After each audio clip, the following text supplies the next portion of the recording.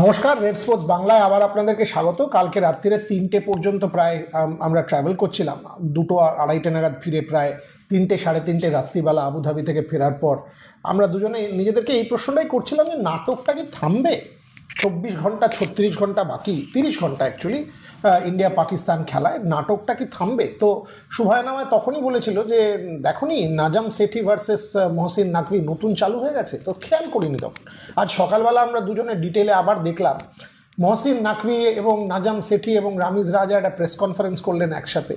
তার কিছুক্ষণ পরেই মহসিন নাকভি তোপ দেখে দিলেন, নাজাম সেঠি তোপ দেখে দিলেন মহসিন নাকভির দিকে। আমি তো যাবারই কথা নয়, আমি কেন গেলাম, আমার বন্ধুরা বারণ করেছিল, আমি তো পাকিস্তান ক্রিকেটের স্বার্থে গেলাম।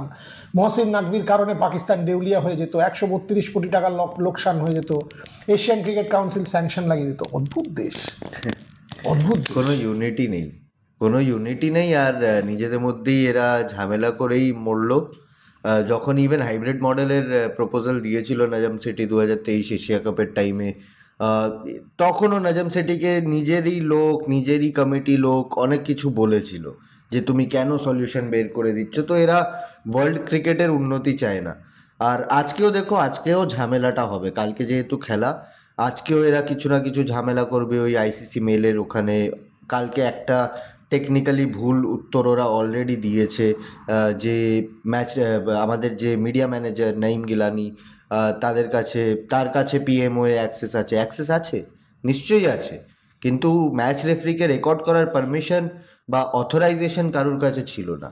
আর সেইটাকে উইদাউট অডিও পুট আউট করার আর সেইটাকে মিসলিড করার পুরো ওয়ার্ল্ডকে, সেইটার রাইট কারোর কাছে ছিল না। সো কালকে আবার একটা ফাঁদে ফেসেছে।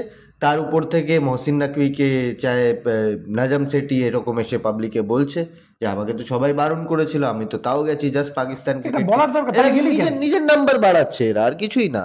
এরা নিজের নাম্বার বাড়াচ্ছে। নাজাম সেঠি যখন ছেড়েছিল, নাজাম সেঠি তো নিজের ইচ্ছে ছাড়েনি, নাজাম সেঠিকে তো সরিয়ে দেওয়া হয়েছিল। রামিজ রাজা যখন ছেড়েছিল ও তো নিজের ইচ্ছা ছাড়েনি, ওকে তো সরিয়ে দেওয়া হয়েছিল।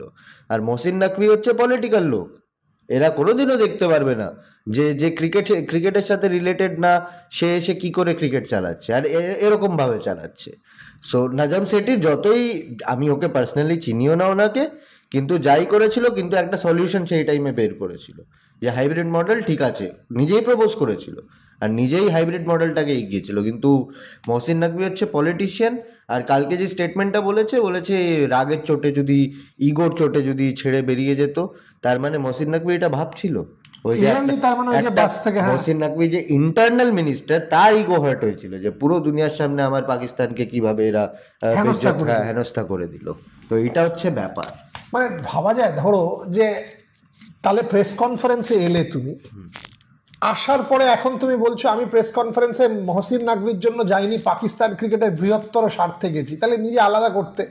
সেখানেও কতটা হিপোক্রেসি দেখো, যে গিয়ে 3 জনে প্রেস কনফারেন্স করে তারপর সেটাকেও ভেঙে দিচ্ছ, দিয়ে এখন বলছো মহসিন নাকভির কারণে পাকিস্তান ক্রিকেট শেষ হয়ে যেত, 132 কোটি টাকা লোকসান হয়ে যেত, স্যাংশন হয়ে যেত, ইরেপারেবল ড্যামেজ হয়ে যেত।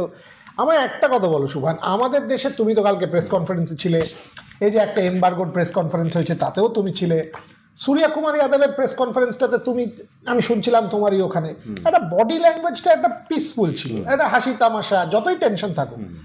পাকিস্তান প্লেয়াররা তো এগুলো পড়ছে, তারা তো এই যে মহসিন নাকভি ভার্সেস নাজাম সেঠি, রামিজ রাজা, এমন তো নয় যে তারা এগুলো থেকে ইনসুলেটেড থাকছে, এমন তো নয় যে তারা এগুলো জানতে পারছে না।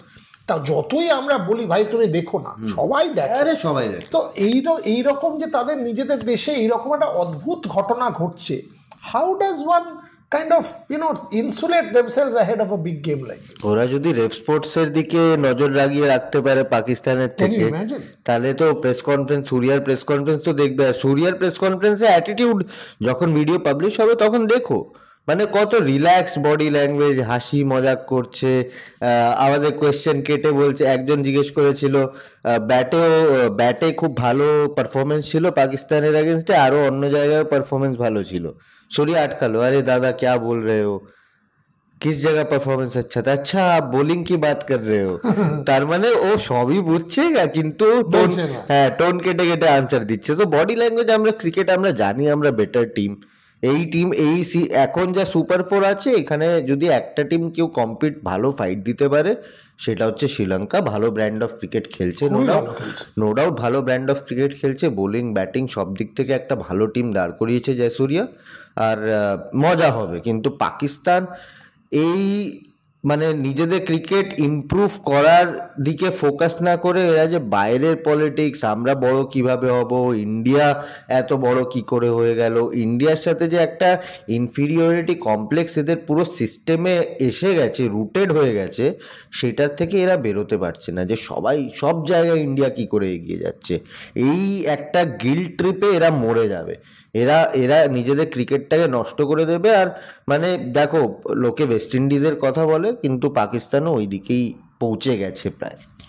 Very hard strong words from Shubhayan. দেখতে হবে আগামীকাল কি ঘটে, বাট যেটাও বলছে একদম ঠিক কথা যে একটা self destructive mode in Pakistan cricket. আমরা সমস্ত আপডেটগুলো আপনাদের কাছে আনতে থাকবো এখন, এবং আমরা দুজনেই মনে করি যে নাটক কিন্তু শেষ হয়নি, এখনও যে 30 ঘন্টা বাকি, আরও অনেক নাটক আপনারা দেখতে থাকবেন, সমস্ত আপনাদের কাছে আনতে থাকবো রেড স্পোর্টস বাংলা।